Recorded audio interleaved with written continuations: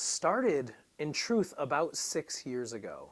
Even though this is only my third consecutive Super Bowl, 6 years ago, when I was hosting the Average Joe Show at the CBS Sports radio station in the Basketball Hall of Fame, a man named Chris Visser walked into our studio one day. Chris Visser is a legend in sports production and sports producing. He's a South Hadley native, brother of Leslie Visser, the only woman in the Pro Football Hall of Fame.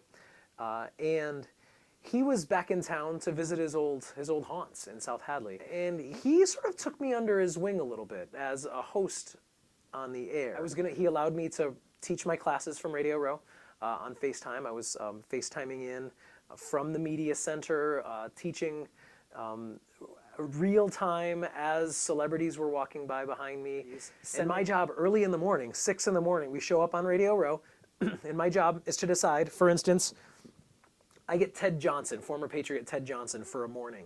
My job is to show up early enough that I can find out which stations might want Ted Johnson on their shows that morning. So I walk up to each of the producers and I pitch Ted Johnson as a guest.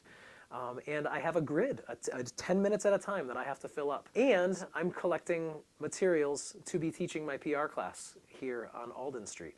I'm sending back the press releases that I'm handing to the sports producers. I'm sending back clips of me with those sports producers for my sports broadcasting class. I'm conducting interviews with those celebrities for my sports broadcasting class and using those as real-time teaching tools.